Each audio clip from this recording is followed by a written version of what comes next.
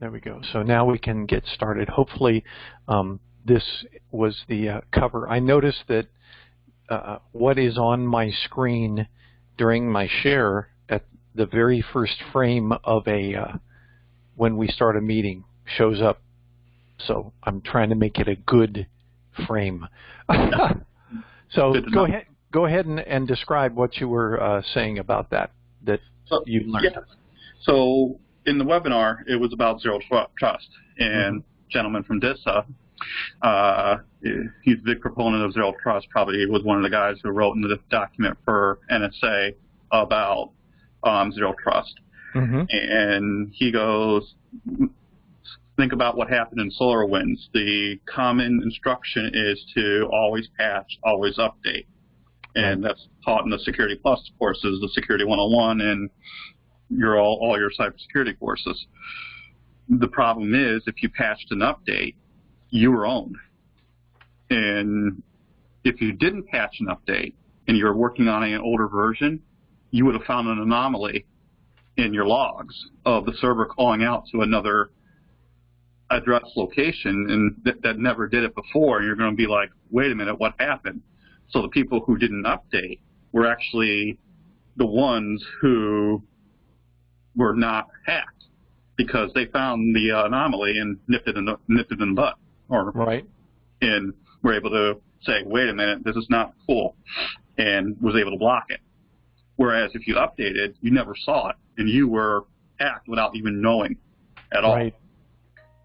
And that just blew my mind, because everything they teach in Security 101 is patch and update, patch and update. Yeah. That's a wonderful conversation to have, because it also, I think, a lot of people who ended up with a black eye from that suddenly and immediately became advocates of supply chain hardening, so that, what happened to me won't happen to you. So it's sort of sad that it had to be something so in-depth and so broadly used across the industry.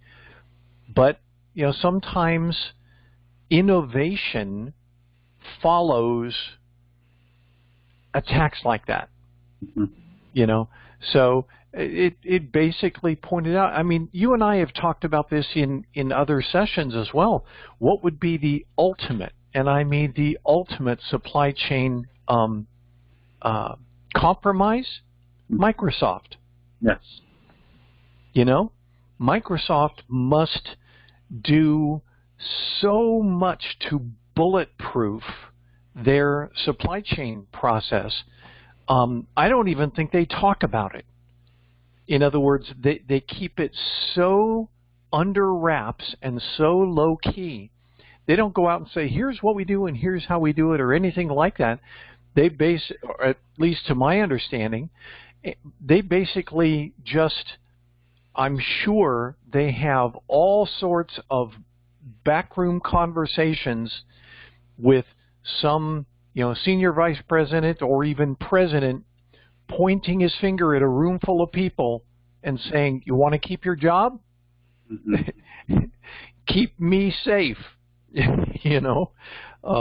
So yeah, the supply chain process was tested as a result of what happened with SolarWinds. And, sadly, we had to have that sort of compromise before people started to pay close attention to it. But if you remember when they talked about the pipeline issue recently, that one, they had defined various critical infrastructures, but the attack, the ransomware attack, occurred on not what we would consider the critical infrastructure, but the business side of the company that operated that critical infrastructure. It wasn't on the SCADA side, it was on the business side. They were segmented. Right. So They were literally, performing the best practices, but what it caused the entire industry to do is to turn around and say, what do we define as a vulnerability? And, are there certain areas, if you're anywhere associated with a critical infrastructure, you should be applying similar procedures and protocols and protections. And so at that time, they basically, as I understand it, they tried to redefine and expand the definition of a critical infrastructure. So it's a constant cat and mouse game, and I think that the important thing for us to do, within this particular cybersecurity career field and us as mentors within cybersecurity, we need to point out that this is a steady, ongoing improvement process. This is not a case to, throw up your hands in despair and start drinking. Oh, no. and well, I think I'm just going to drive an Uber. No, this is the challenge that faces us in the industry, and therefore we have to be up to that challenge. We have to be mentally prepared to walk into a room each day and have a new set of circumstances that we're operating under. I consider it to be very dynamic, and to me that's exciting. Go ahead. Another thing I'm reading about in Security Plus, and it's one of the objectives, 5.1 to 5.3 in governance, risk, and compliance, having a good change management group and a change control group as well. Right. You don't necessarily, when the patch comes out, like you do in your home computer, you can just set the automatic and you can still update, or you can check and say, check for updates, and you can do it automatically. Whereas in a business and an organization, if an update comes out, you can sit there and say, okay, update comes out, change request. We need to update our Windows systems. Is there going to be any issues with this from any of the different groups? Hey, is this going to be a problem? Or is this going to be a schedule? Or is this going to conflict with something else? And committee comes over, meets up. And I'm sorry if I'm scratching the surface on that. I'm not really into change talks as much as I should be, but I'm just giving the general overview of what goes on. Hey, no, let's not do this. I read in the newspaper that this update locks a certain business application that we use. Let's delay this for a minute. Or, hey, server team has other things going on that's going to affect the workload. Let's do it at 1 a.m. or 3 a.m. on a Saturday. Right. And update it then. And then go through the process of change. And then document in the end what happened. And every change request goes through both a technical review and a security review, and those are done by two different teams. So that is designed to try and help look at the possible business side, but also to help make sure that anything let me say anything that could cause it to be delayed or turned down is done by a seasoned security professional, not necessarily somebody who's reading headlines. Because you and I both know that headlines are written to make people read them, not necessarily to give you the full truth. And if you think in terms of advertising, I sort of thought about this as well. If you were running broom sales, I don't care what it is. If you're running any sort of an industry or business or, chrissbroomsales.com, and somebody from, let's say, a building that, wants to buy your brooms, and they write a glowing review of you, and that person just happens to work for the FBI, you're going to say, some of my customers include the FBI. So we do that naturally. We tend to highlight the stuff that we think the reader is going to want to hear. We try and focus or redirect. Sometimes we emphasize, sometimes we de-emphasize, so that what we are trying to get across is strengthened. So, yeah, we have to be aware that in the long term, the people who are doing things like evaluating security for like a change management process have to sort of ignore a lot of that. They have to go directly down to what are the actual circumstances? What are the vulnerabilities? What are the strengths? Is this the appropriate time to do this? And it's not just technical. So you got to be careful. And I've heard this many, many, many times. People tend to leap into something or avoid something based on headlines. And headlines are not the best place to do that. It's sort of like if you're doing your investment portfolio based on what you read on news.google.com, you're probably not going to be realizing, the great advances that other people who do in-depth research into the industry actually discover. So, yeah, good stuff. So who just joined us? Hey, Douglas. Hi, everyone. I'm fine. So I don't know if you guys saw or had a chance because I just popped it up this morning, but this Varonis.com blog is a great one. They actually assembled information from a bunch of different sources and sort of laid it out in the form of, like it says, 134 different cybersecurity statistics and trends. So great stuff. I really recommend you spend some time reading it. You will probably pull out, of the 134, there are probably going to be about half a dozen of those that are going to make your eyebrows raise.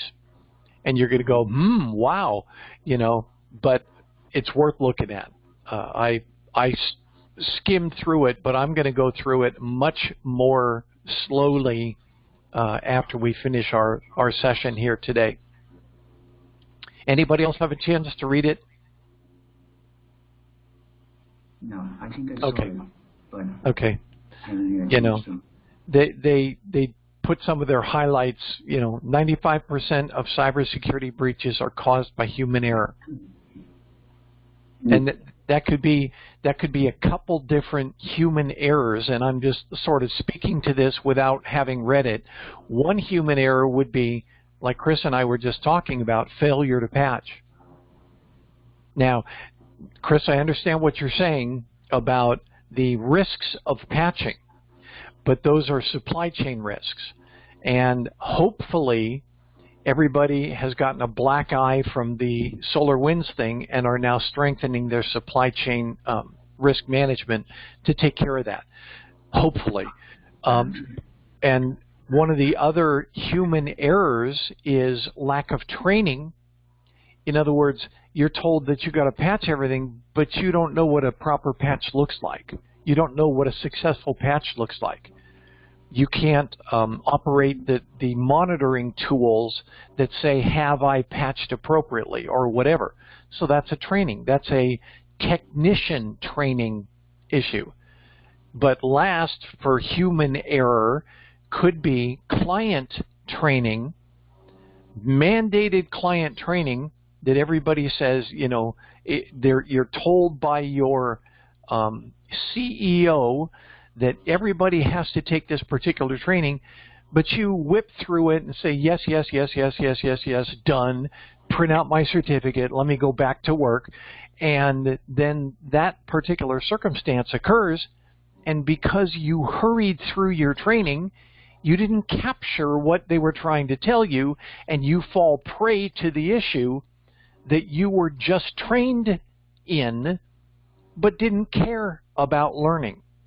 So that's another thing I'm sure they're talking about here when they say human error. So, yeah, this is bound to be a good read, and I'm sure we're going to draw all sorts of information from it down the road. So I really do recommend everybody take a look at it, and then pull out the stuff that interests you so we can talk about it, you know, in sessions like this. Any other discussions? Hey, I have a question Mm-hmm. about SolarWinds. I remember it was such a big issue, and they didn't know exactly how far they have gone in, you know, the perpetrators. Right. And do you think that they might have that under control now, or because the people, those state-sponsored criminal, you know, mafias, cyber mafias, they're very good. I mean, it's a shame, but they're good. You have to acknowledge it. So I don't know. I'm sure that they try to place several, you know, pieces around so that even if they were trying to, you know, if the specialists on the good side were trying to manage the damage, they will still leave something there. I don't know, like a backdoor. Do you think that it has already been taken care of?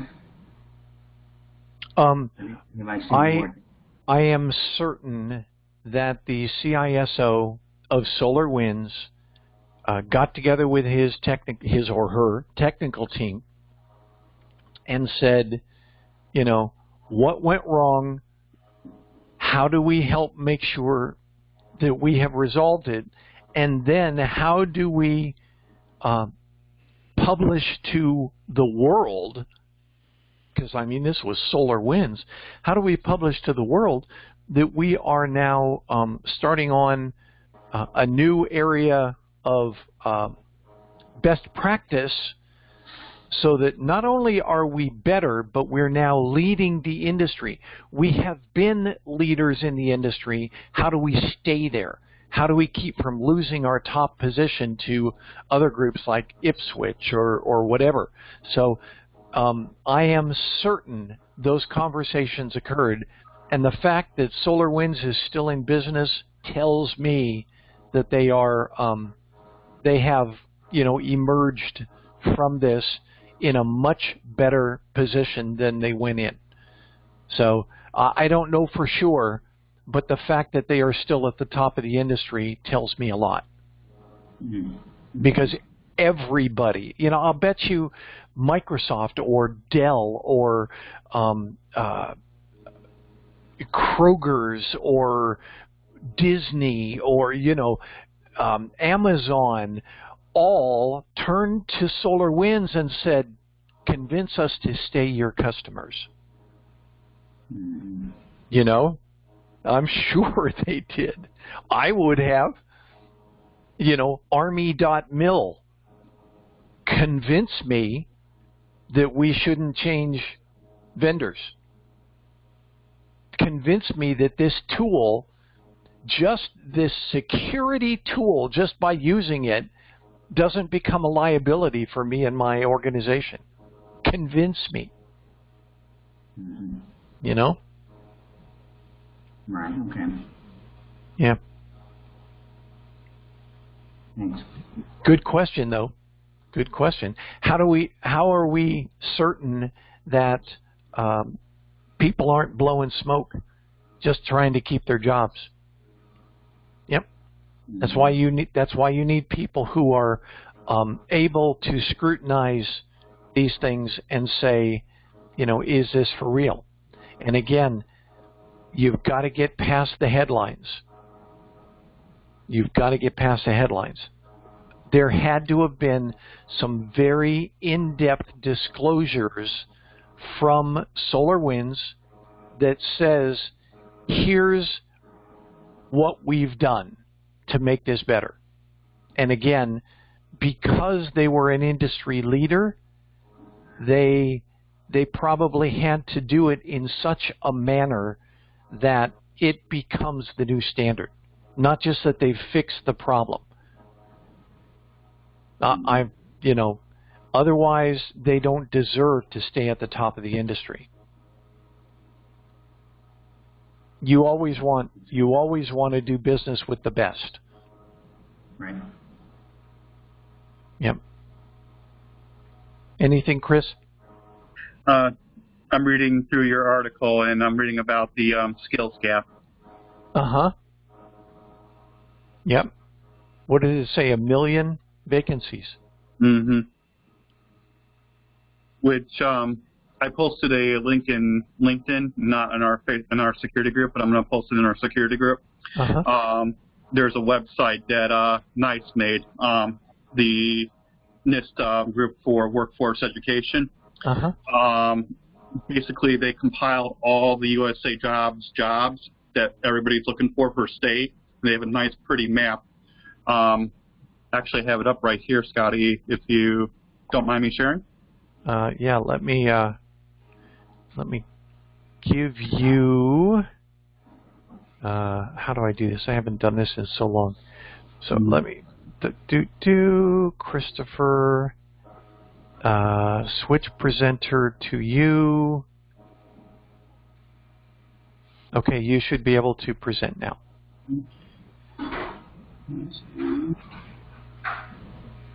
Let's just do Chrome in this case.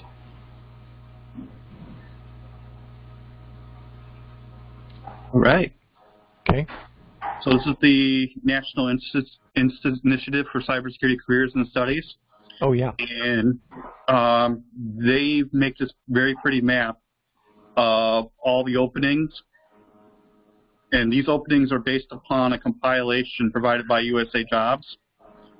And you can select your state, city, salary range. And let's say I want to look for District of Columbia, just keep the salary range. And you can pull the job openings that it tells you the minimum and maximum salary and when to apply by. That is neat. And if you click on a link, I'd say, ooh, this information technician It takes you straight to the USA Jobs. It'll take you straight to the position. That's nice. That is really nice. I will post this to the security website today, to our Facebook group today. Yeah, that's great. Another thing that's nice, if you click on training, this is the catalog of all the courses they keep together. My only caveat with this is these are paid courses, meaning that they're going to have a cost to it. But I think with some clever research, you can go to the University of YouTube and click on the search, and you can probably find anything you want from there. Right. But you can get keywords off of it, like Cisco, CISA, AWS, systems, CIS, all that. Yeah. Very nice. Yeah. I think as we were initially starting this mentorship group, I started with Nix. So yeah, it's a great resource, and you know, just because we haven't talked about it does not mean that it's not good. We talked about it back in 2019. It's that good. So yeah, very good. Doug, since you're a Govy, FedVT, I think you already know about. This is available for anybody with a .gov account, and it has free training. Okay. For all the certification preps and all that, but I think we've talked about that before. Yeah, I think you did. And Scotty, for anybody who's a veteran, there's launched a new cybersecurity career available as well. Very nice. Well, I'm probably going to steal this from you. You can, feel free to put it up there, but I will probably, within my own Facebook arena, the people that I am affiliated with, I will probably use those teasers. Are you already in .gov? Take a look at this. Are you a veteran? Take a look at this. Just to try and, I think the the main thing that we have to try and overcome is people saying cybersecurity is way too complex for me, way too high stress for me, you know, and I hear, sure, there's vacancies, but then the people in the industry are saying nobody's trained. Well, okay, but and you know, this is the other thing. I noticed they said a 0% unemployment, 1 million vacancies, but 61% of the employers said that their entry-level applicants aren't trained. I would fully agree with all of those. But what we're trying to do here is teach our people to be less untrained. We're not trying to turn you into, you know, warriors. We're trying to get you in the door, and then your ambition kicks in. And if you get to an employer that has an absolute need, must fill the vacancy, they've got a whole bunch of nobodies, let's just say it, a whole bunch of people that learned through YouTube, and they think they're professionals now. And then you, in that same group of applicants, they're going to choose you because you're getting the mindset necessary to become successful in this career field. You may not have all of those skills, but you are already focused, you're already ambitious, you can show that you've done the mentorship program for free, you know, you did it on your own time, and that shows that you are extremely promising. I would venture to say that a hirer will take a risk on you and will send you to class to teach you what you need because you are already going to be an asset to them. Mm-hmm. You know, that's where our niche is. I'm not trying to graduate people with a Bachelor of Science degree in computer science. No, I'm trying to teach them to get in the door and impress their supervisors with their mindset. They walk in the door every morning wanting to go to battle as a white hat. You know? And that makes a big difference. Yeah, good stuff. Good stuff, Chris. I'm going to change back to my screen. Or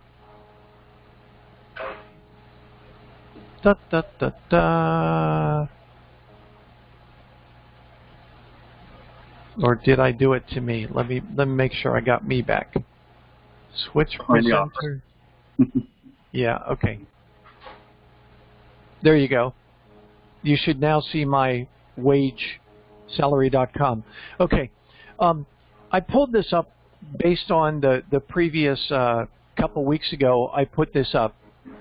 And I said, let me make sure that this statistics, this data is not tainted by, you know, oh, well, the average folks have degrees in cybersecurity or this sort of thing.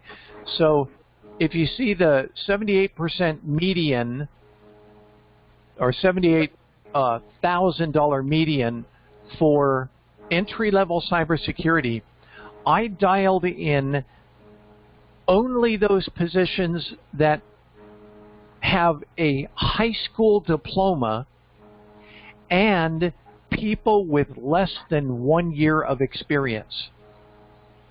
Okay? We're talking, you know, entry-level off the street type. And the salary went down $4,500. That's it. In other words, this is basically good for anyone. If somebody wants to count themselves out and say, well, yeah, you're talking about, you know, graduates from Virginia Tech. No, I'm not. Well, yeah, but you're talking about somebody who's been in the career field for 4 years. No, I'm not. This is less than 1 year of experience, high school diploma. $74,000 is the median salary for entry-level cybersecurity in the Washington, D.C. area. So I just wanted to strengthen that conversation.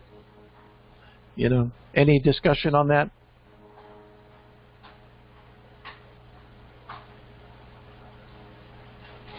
Anything, guys? No. Okay. So, using that as an example, Douglas, you far exceed this. You know?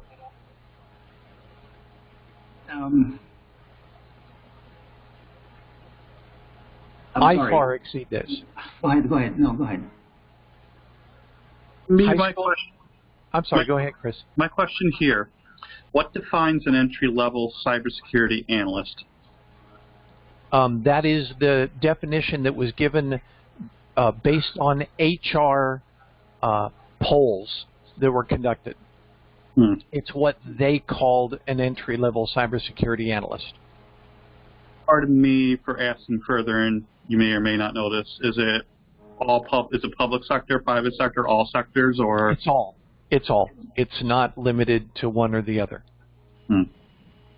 Reason why I ask is when you say cybersecurity entry level to somebody who may be looking for a job, do you think entry level is, can I go in, zero experience, zero training, still have the attitude that you talked about earlier, and get into that job?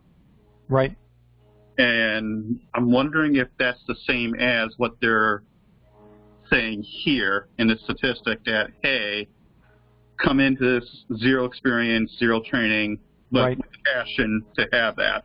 Sure. It's a rhetorical question here. It's more of a thought question. No, you are on the pulse of the industry. I think that's a big question that's being asked all the time now. You know, I'm sure a hiring manager would. Me and my spam phone calls. Anyway, I'm sure a hiring manager has this conversation with HR frequently.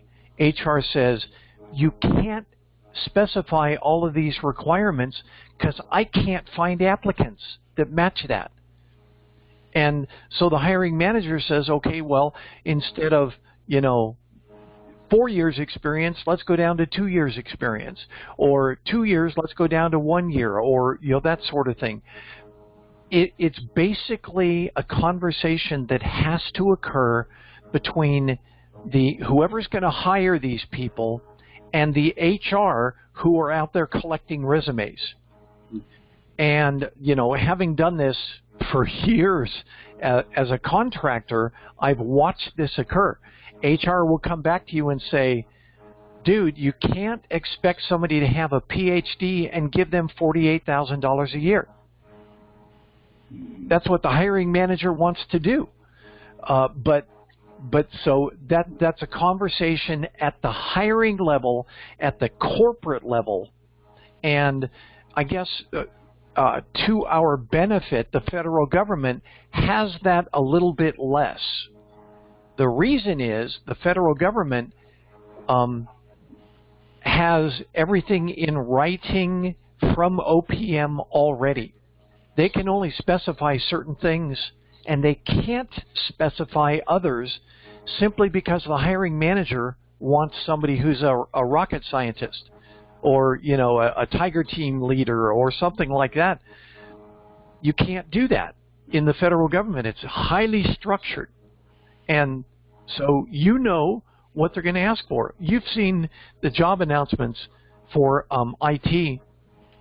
I'm sure you've seen this at our federal government agency. The job announcements look so similar. And the reason is they're all processed through the same HR office who say, this is a GS 2210. Standardized. Here are the 3 questions that you need to ask. And that goes on every vacancy announcement, whether it's a GS9 or a GS, 14, it doesn't matter. And then what they get into is the skill set necessary based on the responsibilities of that role. So what you need to do is get through that first entry-level screening, if you will, And usually, I would say that is an easy step. The next step after that is making sure that you are one of the first 100 applicants, so that you are definitely going to be on that first screening. They don't get so many applications. They close the announcement, and then you submit with a far better resume than some of these other applicants. Doesn't matter. You've got to be timely as well as appropriate in your resume. So you're on time. We're teaching that. You're on time.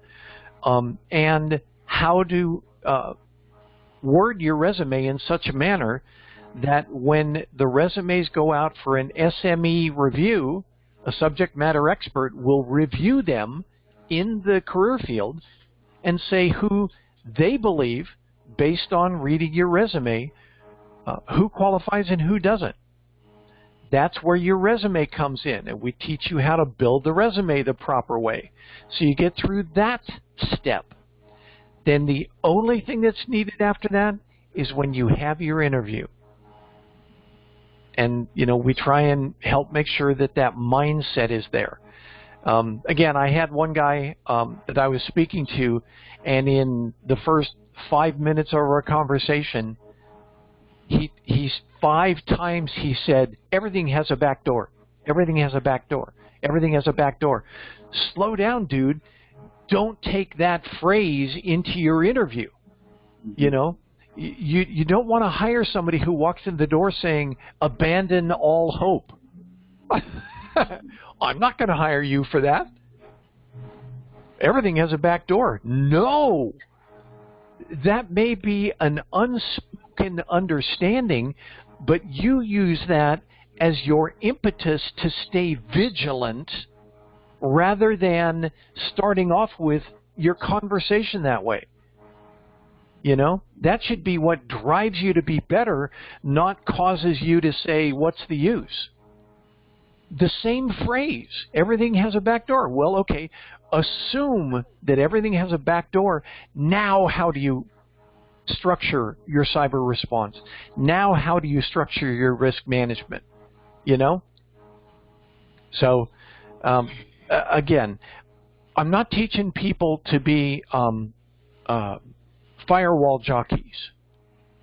I'm teaching you to be able to get through that first conversation, that really uncomfortable conversation with a hiring manager who says, do you have the skills I need? No, but I've got the attitude you need. I've got the excitement that you need. I've got the entrepreneurship within me that you need. And I'm an easy train. And then, you know, get in the door and then make your mentors proud. You know? Make sense? Yes, completely. Yeah.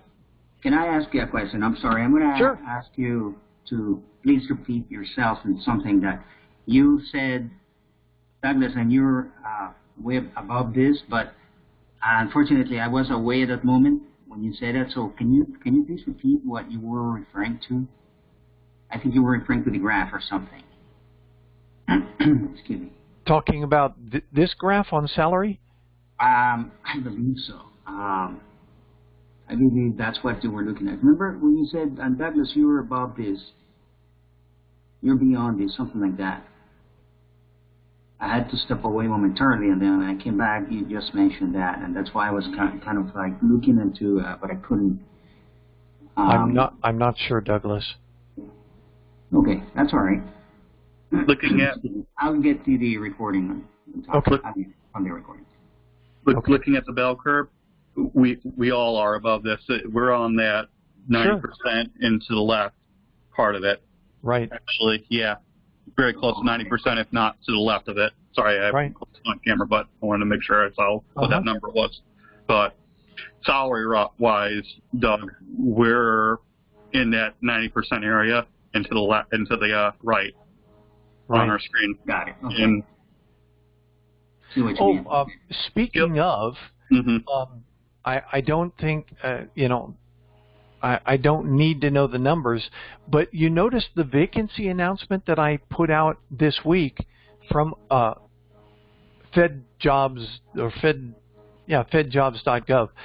usajobs.gov.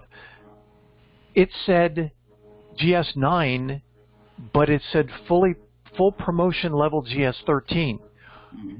What that means for anyone who's within that band, I'm an 11, I'm a 12, you can interview for that position and they can hire you at your level. In the federal government, they will never make you go backwards. So if it says it's a GS9 position, but it has a full promotion level to GS13, you can apply as a 12 and they will bring you in as a 12, even though the announcement said 9. Okay, that's something important to remember. Watch for those fully promotion levels. Watch for the end result. If it says GS9/13 or something like that, that slash is where you fit. So they will not hire people at the GS9 level if you're not a GS9. If you're already past that, they will have the conversation within their own HR group. I've watched this numerous times. They'll have that conversation and say, well, it's a GS9 vacancy announcement, but this person's an 11. Should I hire them in as an 11? Yes. Done. HR will not back down on your hiring unless there's something really extraordinary like a RIF, a reduction in force, where you've been forced out of a particular job somewhere and they can't find anything for you. They could at least come back to you and say, well, we've got this. And by the way, we can structure the pay for this so it gets you to your level, but it's going to be, one grade below where you're used to, but we will try and, we'll keep trying so you don't lose your money. They might do that, but nowhere in the federal government, as I understand this, and correct me if you've observed this, but nowhere in the federal government are they going to make you go backwards in your, what's it called, the grade level, or in your salary. They won't do it. The federal government is structured in such a manner that if you are paid this much, that's the minimum amount they can offer you for the new federal position. Yeah, I've seen people. I make this brief. In my salary semi-negotiation process, I wouldn't really call it a negotiation process. I talked to my hiring manager and the HR person and asked, hey, you guys are hiring me. I see the position's 11/12/13. Are you guys going to hire me as 11 or are you guys going to hire me as 12? And I remember the hiring manager came out and said, I would not hire you as 11 because that's demeaning to you. I need to keep you as a 12. Exactly right. And they kept my salary and did it as a transfer, it was actually structured in the code saying it's a need. If there is a need in the federal government workforce, you can do what's called a agency transfer for mission critical. I forgot the exact coding or the exact saying in the law, but that's how I was hired upon to OCIO. Was they needed somebody in that position, and they said, we're just going to take ETA's position, move it to OCIO. ETA, you get one position. Yeah. Mm-hmm. Yep. And I'm sorry, go ahead, Douglas. I'm sorry, I was just going to mention I saw another example of someone who was a 14. Actually, they, I don't know whatever happened in the situation, but it looks like they were not happy with that person at level 14. So they transferred that person to another position, another department, and they gave that person a 13. But the pay level was still at the 14 that he had at 14. So I knew because that person told me. Right. That's what I'm saying. Even if there's something where it is kind of an action to save face, or an action where you've been below fully performance level or whatever, they're still not going to take your money. You know, it's a wonderful system if you're working within the system. I'll just say it that way. Yeah. And regarding the position, I saw the position. I can't remember all the details, but I do remember it. One thing I remember you said specifically that the position was the direct hire authority. Yes. And also was for 1 week. So must we assume that that position already has someone? They already had someone in mind for that person? Well, yeah. Those are some of the earmarks that basically say it's going to be harder to get that position if they do and this is generally speaking, because everybody knows this, but that doesn't mean that it's always what's being done. It just sort of may look that way. But if I already know who I want to hire, I already know they have the skill set, what I try and do is I arrange both the window where we will accept resumes, and I try and get a direct hire authority, which means I can bypass some of the federal mandates for things like, well, you got to hire a veteran first, or you got to hire a military spouse first, or you got to hire somebody who's disabled, or you got to hire somebody who's an American Indian, or, you know, those sorts of things. Those are out there. Minorities, there are numerous programs out there that are aimed at trying to help fill the workforce and increase opportunities for certain groups. If you go to a direct hire, in some cases you can overlook those. So, you know, you're looking for this particular person to show up on your list, and all of a sudden, right in front of them, a disabled veteran shows up. Well, if you do not have direct hire authority, you have to select the disabled veteran, even though you wanted the person right behind that person. So that's another indication if you see a direct hire authority. But think of that as an opportunity, because that also means that they may reconsider a lot of their base level qualifications. You've got to have this, you've got to have this, you've got to have this. They may ignore some of those or overlook some of those in order to get somebody into that position. And that's where you fit in. You know, we're talking about opportunistic hiring. Opportunistic. Think about it that way. Not, you know, I'm slugging it out with everybody else. No, I'm trying to teach you to get your foot in the door. I'm trying to teach you to look for those special vacancies. I'm trying to teach you to make sure that there may be 100 people that they have to interview, and you may be number 99, but they're still going to choose you when you get into that room and show yourself to be the type of person that they want. You know, that's where I'm trying to help our people, our mentees, understand that just because you're 99 out of 100, that does not mean there are 98 people ahead of you. And that does not mean they're better than you. Okay?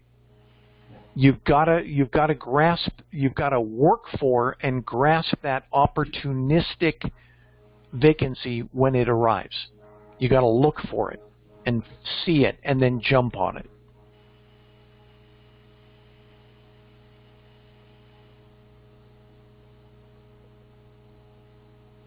I just came up with that word, opportunistic. So I had to write that down and say, yeah, that was a good one. Anyway, Chris, you were talking about this. I just went out into YouTube and I typed the word cybersecurity. Just cybersecurity. And we go down here and it says, what is cybersecurity?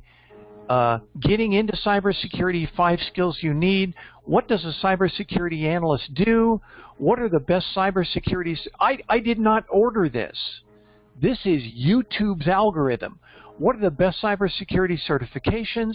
Intro to cybersecurity, understanding basic network concepts, full cybersecurity course for beginners, the 5 laws of cybersecurity, why cybersecurity is important, 3 popular cybersecurity jobs and how to get one.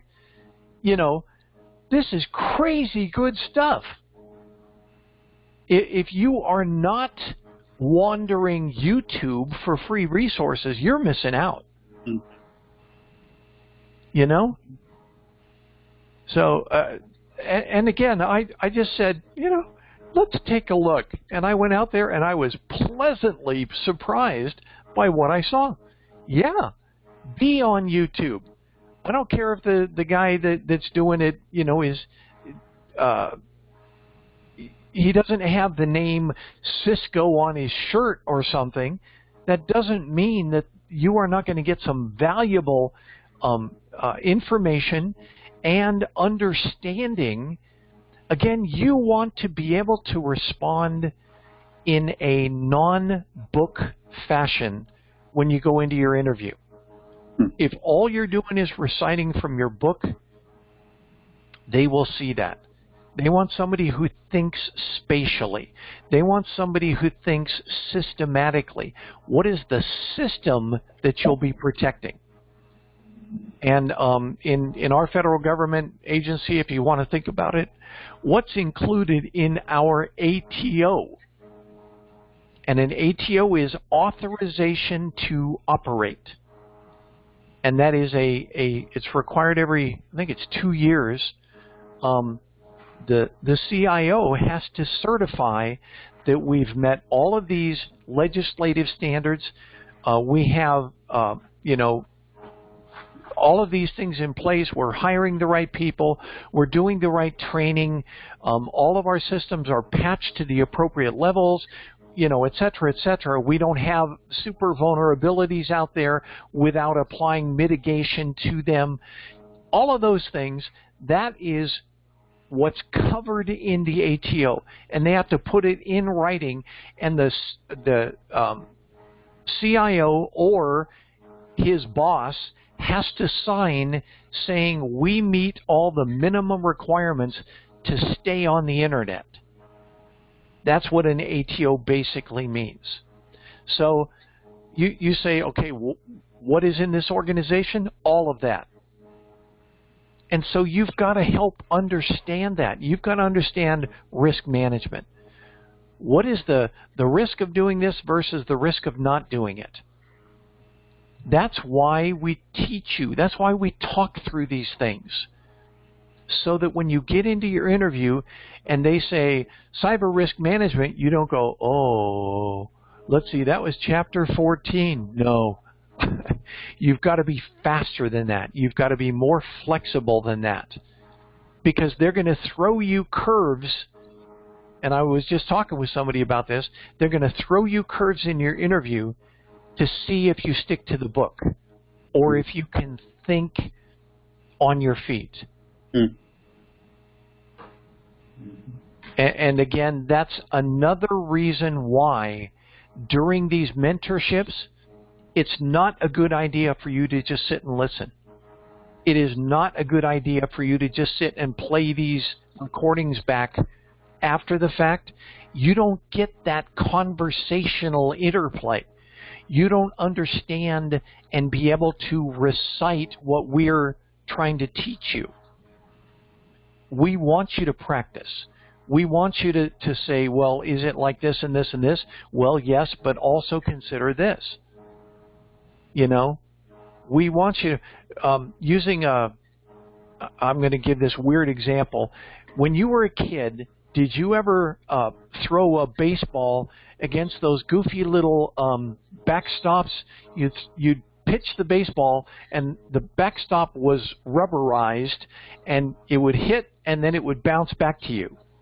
And you'd have to set the backstop up just right so that you'd pitch at the right speed and it'd hurl it back to you.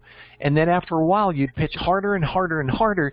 You'd have to adjust the backstop so that it would throw it back to you because it was underthrowing it or overthrowing it. You know, so it's an adjustment process. And you have to make those adjustments while you're in your interview to be successful. Douglas, you're doing beautifully in this because you're asking questions. And you're restating some things that we are going through here. And that's perfect. We want you to be able to, you know, have that flexibility, that ability to think on your feet when you get into your interview. That's perfect. Thank you. Make sense? Yes. Certainly. Thank you. Sure.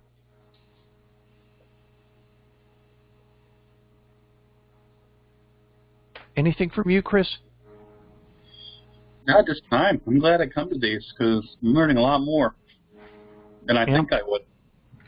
Yeah, well, you know, I think I brought up at least 3 different things here. One was the cybersecurity statistics. The other was salary.com. By the way, when you go to salary.com, use these things as well, where it says, what are the job descriptions? What are the job openings say? Here is a critique of resumes. You know, use these things here so that you are viewing these things from an HR and from a hiring manager perspective as well, because they're the ones that are providing this feedback. So yeah, use this stuff on, and it's just salary.com. This is available to anyone if you take the initiative and go out and look for it. So there are lots of things that are designed to set you up for success. But be careful that you don't just read a book, take the test, and think you're prepared. There's more to it than that, and that's what we want to help instill in you. We want to help you get strong so that you go through that interview. And, you know, let's say, I'm just going to say, for the sake of theory here, the hiring manager looks at these 100 resumes and says, doggone, we're scraping the bottom of the barrel, but I still have to hire somebody. I've got to fill this vacancy. So do I have some training funds left over? Yeah, I do. Of these people, who has the most promise that I'm going to bring in and train and bring them up to speed? That name needs to be you. So it's not about, you know, I think I told you about this when we were interviewing people. And in the interview, we asked somebody, you know, why should we hire you? That is a typical question hiring managers want to ask. Why should we hire you? What makes you better than everybody else? I want you to have those answers so that later on they'll go, you know, this person's really on the ball. Their skill set doesn't exactly match. Their education doesn't exactly match, but doggone, they've got it down in their head in spades. This person is going to be an asset wherever they go. So I want them on the workforce, and I'll train them. We learned this in customer service. Anybody can work a help desk. You can teach those skills to anybody, but you can't teach them how to be nice. That is a soft skill that I look for when I'm hiring. And I'll give you an example. We brought somebody into our particular group and hired them. This person's only job experience was from Chick-fil-A. But this guy had the attitude. This guy had the personal appearance down. This guy was obviously ambitious, and he was extremely courteous. And you know what? We said we can teach him those skills. And he came in and he did beautifully.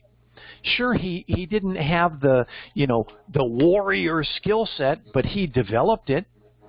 What we ended up doing was putting him at our kiosks where he could talk to the public, to the customers about what we do.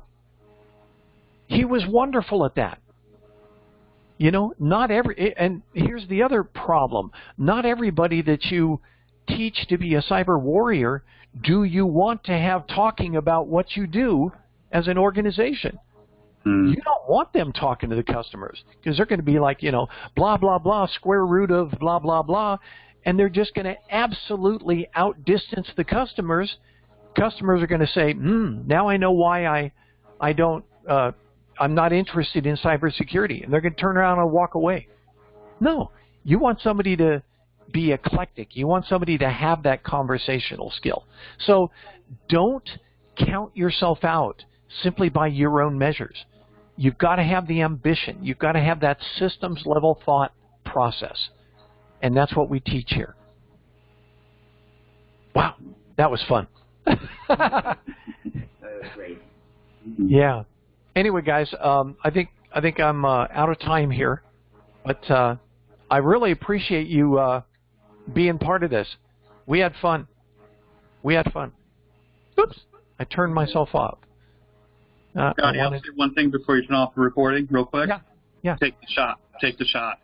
Even if you feel, if you feel you're not in that qualification scale, right. If you said like only 30% of that or 10%, let your employer be the bad. Let your future employer be the bad guy and That's say, right. hey, yeah, sorry. Yeah. But take the shot. Use that sales mindset. Mm-hmm. You may get 100 no's, but all you need is that one yes. So be prepared for it. Don't say, I'm getting tired of going to these interviews. No. Set yourself up and say, now I know what not to do, or now I know what they're asking for. Use it as a learning experience. Lessons learned. The last thing you learn in lesson, I'll finish this up.